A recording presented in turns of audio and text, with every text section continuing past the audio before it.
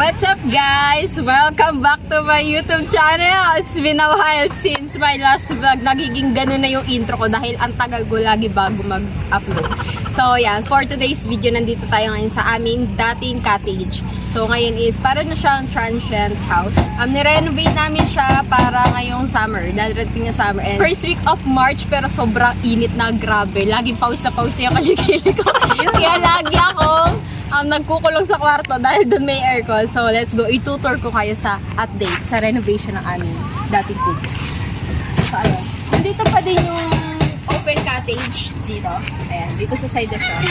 Tapos, ito ay space. May space dito for tent pitching. So, pwede siya maglagay dito ng tent kapag hindi ka siya doon sa loob. Pero, ngayon is marami na pwedeng matulog sa kwarto. So, let's go. So, meron dito dalawang lamesa sa gitna. So, para pag nagluluto, dito ipapatong yung mga pagkain na niluto. So, ayan.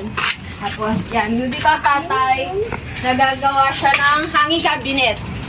So, yan. Dito yung lutuan natin. Tapos, hanging cabinet doon sa taas. Tapos, dito yung mga kitchen utensils. Tapos, ayan. Yan. Yan. Alright. So, nandito pa din yung banyo sa left side. Left side sa labas. Katapat no Poso Bomba. Alright. So, ayan. So, tara, pasok tayo. Dito, meron dito ang tarpaulin.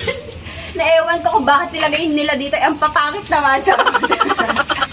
Ayan, meron dito tarpaulin ng Tatay Lando, ni Kuya Edwin, tsaka ni Tatay Eric J. Corpus. Dahil nung nagpa-challenge si Maruko sa 3 kalbo sa Naiyawi. And tapos na yan. Pero tatanggalin natin yan syempre kapag may mga bisita na. So, ayan, pasok. Meron tayong napakalaking door. Pagpasok, ayan, kita niyo na, meron na tayo dito loft type bed. So, ayan, marami na makakatulog. Double size bed ang sukat niya. So, meron tayo 48 by 75 inches ng 4 na loft bed. So, yan. Dalawa makakatulog sa taas. Bali, 2, 4, 6, 8. Meron pa dito. 10. Ano ba? 2, 4, 6, 8, 10, 12, 14, 16. Meron tayong 16 person na makakatulog sa ating double size bed. And pwede pang matulog ang 4 dito sa sahig. Meron tayong extra mattress. So, ang pwede matulog, pwede ma-accompany nito ang ating room ay 20 person. 20 packs na kayang accommodate ng kwarto ito. So, kapag may mga bata, pwede pa siyang mag-25. Pero ang kaya talaga yung accommodate ito is 20 person, up to 20 person. So, sa mga gusto mag-rent dyan, pwede nyo kaming i-message sa aking Facebook. Facebook namin ng Tatay Lando. Ang Facebook ko ay Hazel Joyce Aguila. Sa Tatay Lando naman is Consehal Lando. So, ayan. Pwede na to.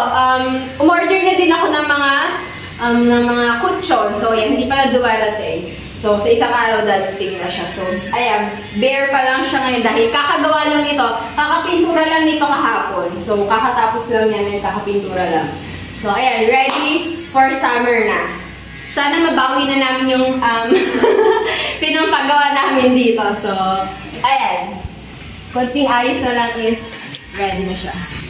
So, ayan, sa gustong umarkila, sobrang ganda nitong pwesto ito dahil beachfront pa siya. Tapos, meron pa kayo napakalaking open cottage, di ba?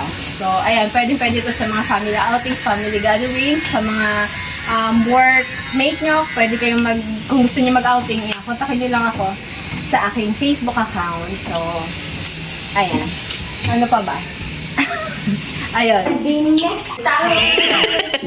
Hey, what's up? Kinabukasan na to guys. And dito kami para maglinis. So, ilang araw na tong tapos pinturahan na tayo. Pero sobrang lakas pa din ang ng pintura. So, pupunasan namin siya ng basa na may suka and sabon, detergent soap, and dishwashing soap, and yung pabango. So, ayan. Para naman mabawasan yung Para tayong, iba na... Doon kasi Catherine. Catherine. Catherine. Catherine po yan. Si Nadine, Nadimunyo. Di ba ganyan si Catherine sa ano? The House of Us. Yung naglilinis siya. So, ayan. Mamaya ulit guys. Pinasama natin ito. Sarap! Yes! Ayan ang aming tiyahing maganda na feel ang kanyang katernuhan. Shit! Pak! Sarap! Oh! Katayin ako sa kapuan. Ginagamit, Bes. Ha? Meron na ako eh. Ilalagay ko na lang na ibabaw ay na eh. Nilinis niya ibabaw. Akin na, Alright guys, so ayan, tapos na kami maglinis sa aming transient house. Ready na ba kayo? So ako ready na. Ipakita ko sa inyo ang aming new look. So let's go. Aming new look na aming transient house. So, bago kayo pumasok, meron tayo ditong mini kitchen. So meron tayo ditong lutuan. Tapos meron ditong free use of utensils. Tapos, ayan, may mga, pwede din dyan gamitin mga, tawag doon, mga kaldero, rice cooker, and kumpleto yan. So, ayan. Pagpasok mo naman dito, meron tayong malaking door. Nakasya ang 3 tao kahit sabay-sabay kayo pumasok. So, ayan na. Nakikita niyo na ba? Ang ganda nito. White na white. Ang ganda niya. Bagay yung scene ng white and teal color. So, ayan. Pagpasok niyo, meron tayong loft type bed. So, kasya dito.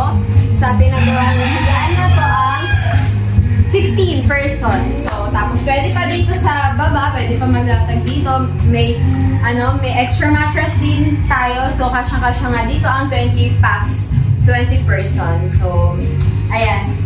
Ganda! Nalinisan namin siya. So, wala pa nga lang siya kisame, pero hindi naman mainit dito, promise. Hindi talaga mainit dito. Pero, ipapa-estimate na yun ng tatay ang kisame na yan. Pero kahit wala namang kisame, maganda pa din. And, maaliwalas, hindi mainit. So, ayan. Ang ganda. Ang ganda na kulay na. So, ayan. Ito na yung nilinis sa amin, pinagawa namin. Ito na yung ni-renovate namin. So, ayan. Sobrang ganda dito. Ang ganda dito. Pag ditong angulo. So, ayan. Hindi pa lang namin nalalagyan ng kutsyon itong taas kasi hindi pa na-deliver yung iba pang kutsyon na in-order namin. Pero ito, kompleto na to. Malalambot. Bagong-bago. Naka-plastic pa siya. So, ayan. Yun lang. Kung gusto nyong mag-outing dito, kontakin nyo lang po ako. Dito. Kontakin nyo lang po kami sa aming Facebook account, Hazel Joyce Aguila and Consehal Lando. So, ayan. Ang ganda dito ng view. Sakto, sunset. So, ayan. Hanggang dito na aking vlog. Bye-bye. Thank you for watching.